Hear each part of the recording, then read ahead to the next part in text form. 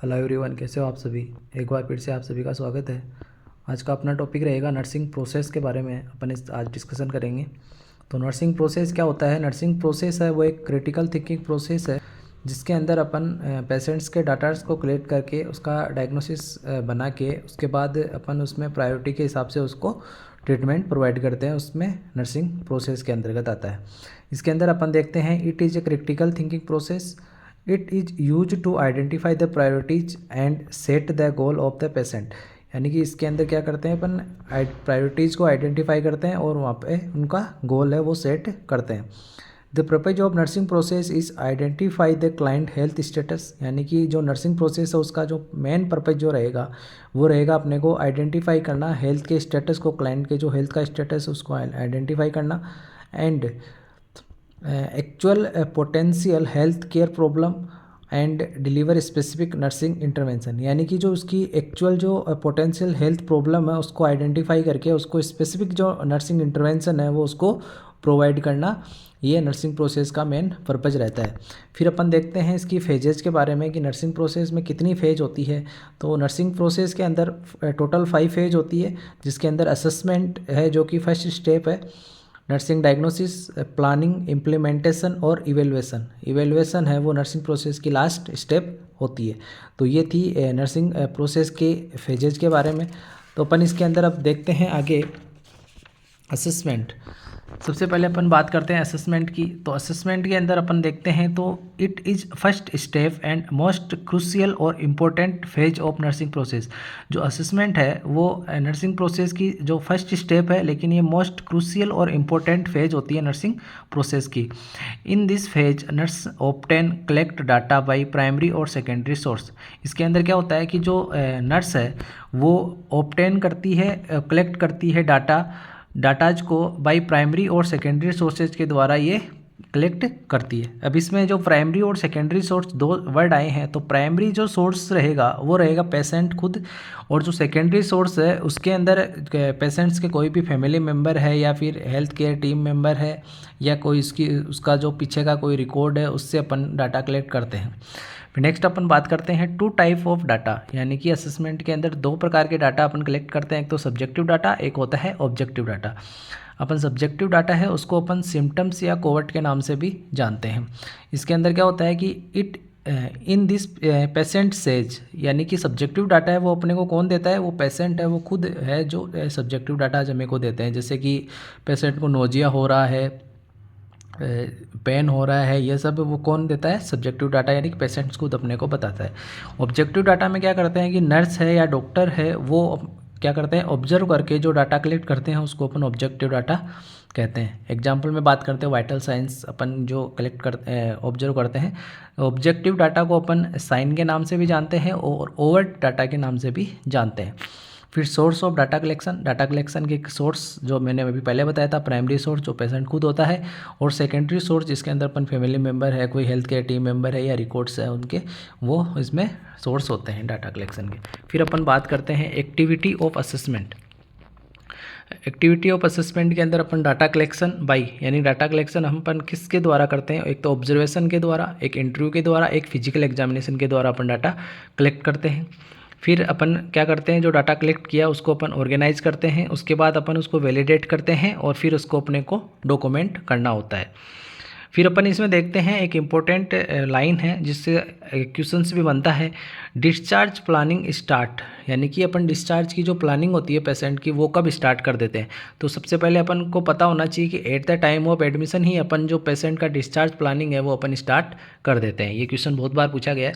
फिर नेक्स्ट अपन दूसरी स्टेप्स की बात करें इसमें, तो दूसरा स्टेप अपना रहेगा नर्सिंग डायग्नोसिस। जो नर्सिंग डायग्नोसिस में क्या होता है, it is clinical judgement about actual और potential health problem to help prioritise and plan care.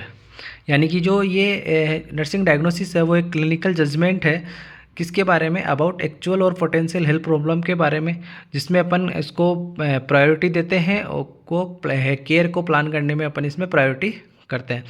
ये जो नर्सिंग डायग्नोसिस है वो किसके द्वारा दिया जाता है, एक नंदा जो एसोसिएशन है, जैसे north American nursing diagnosis association, जिसके द्वारा अपने PES फॉर्मेट यानी कि प्रॉब्लम, ईटियोलॉजी और साइंस सिम्टम्स, इसके द्वारा अपने को नर्सिंग डायग्नोसिस दिए गए हैं। PES फॉर्मूला, P का मतलब प्रॉब्लम, E का मतलब ईटियोलॉजी, S का मतलब साइन एंड सिम्टम्स। ये थे अपने नर्सिंग डायग्नोसिस में। फिर नेक्स्ट अपन इसमें बात करते हैं तो टाइप ऑफ नर्सिंग डायग्नोसिस, जो नर्सिंग डायग्नोसिस है उसके टाइप्स की बात करें तो एक्चुअल नर्सिंग डायग्नोसिस, जो कि एक्चुअल का मतलब प्रॉब्लम पर फोकस करके अपन जो नर्सिंग डायग्नोसिस क्रिएट करते हैं। रिस्क रिलेटेड डायग्नोसिस, यानी कि किसी प्रकार की अगर उसको रिस्क है तो उससे रिलेटेड अपन डायग्नोसिस करते हैं, उसको अपन बोलते हैं रिस्क रिलेटेड डायग्नोसिस। डायग्नोसिस की जो प्रोसेस है उसके अपन क्या करते हैं कि जो डाटा है उनको एनालाइज करते हैं, और अब एनालाइज करने के बाद अपन जो हेल्थ की जो प्रॉब्लम है उसको आइडेंटिफाई करते हैं, और उसके बाद अपन जो फॉर्मुलेट करते हैं डायग्नोस्टिक स्टेटमेंट को अपन इसमें फॉर्मुलेट करते हैं। ये था नर्सिंग डायग्नोसिस के बारे में। फिर नेक्स्ट अपन बात करते हैं प्लानिंग के बारे में। तो प्लानिंग के अंदर क्या होता है, in this phase priorities the client problem, यानी कि इसके अंदर जो क्लाइंट्स की जो प्रॉब्लम है उसको अपन प्रायोरिटी देते हैं, और जो गोल्स है उसको डिटरमाइन करते हैं, और आउटकम पे और गोल्स और आउटकम है उनको अपन डिटरमाइन करते हैं। इसमें अपन क्राइटेरिया फॉर केयर के में देखें तो goal and outcome are formulated, set the priority, right, document the care plan. ये अपने प्लानिंग के अंदर आता है। अपन इसमें प्लान करते हैं कि किस प्रकार से अपन पेशेंट्स की जो हेल्थ स्टेटस है उसको इम्प्रूव कर सकते हैं, और जो अकॉर्डिंग टू प्रायोरिटी अपन किस प्रकार से उसको केयर दे सकते हैं, वो अपन सारा किस में करेंगे, प्लानिंग फेज के अंदर करेंगे।